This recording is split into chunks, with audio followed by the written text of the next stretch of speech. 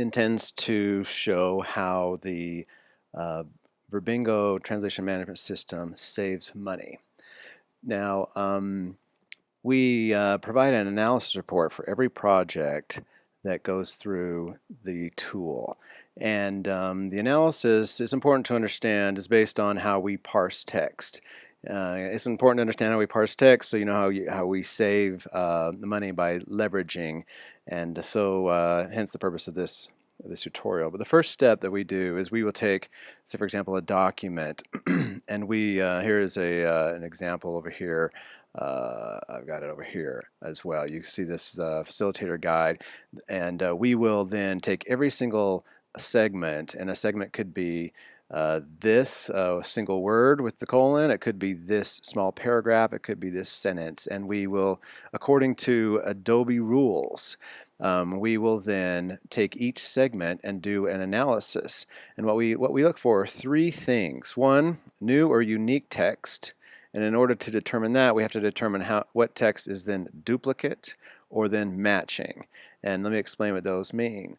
In duplicate text, for example, the word state here appears here, and then it appears down here as well. It appears several times, maybe hundreds of times in this document.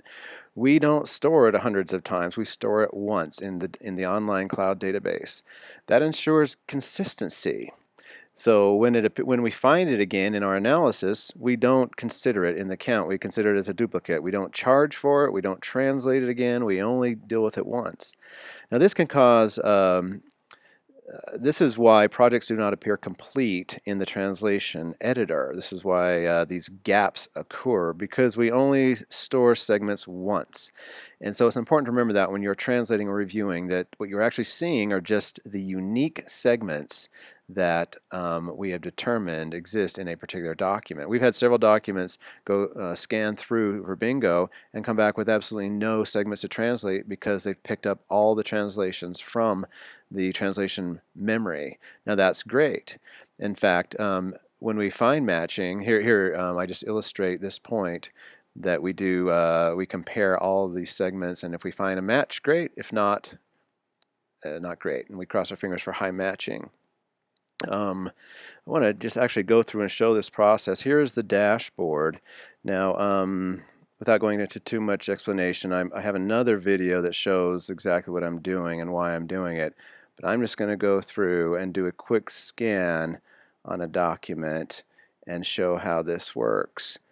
You can see once you know once you have it figured out and things are clear, you can just run any file you want against the translation memory, and the results will come back and show the kind of matching. And it's an online report, so all this is live, and then you can make decisions.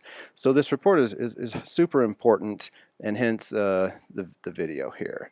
So the analysis report then comes back, and like I showed you there, it gives you an idea of the new and unique segments here on this third line here, and then also the matching. There are matches that come straight out of the translation memory, then there are matches that are being translated in other existing projects, and then there are the number of duplicates. You hope for a high number of duplicates and matching and low number of new and unique, but here we got just the opposite. But at least that tells us now what it takes to translate this particular document. But again, beware of the gaps. The benefits of matching are pretty clear, but I list them out here. Consistency in terms of the terminology and just getting everything right in the job.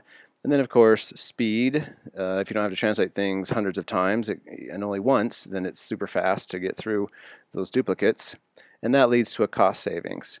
So I hope that makes sense. And again, if you have any questions, feel free to let us know. Thank you.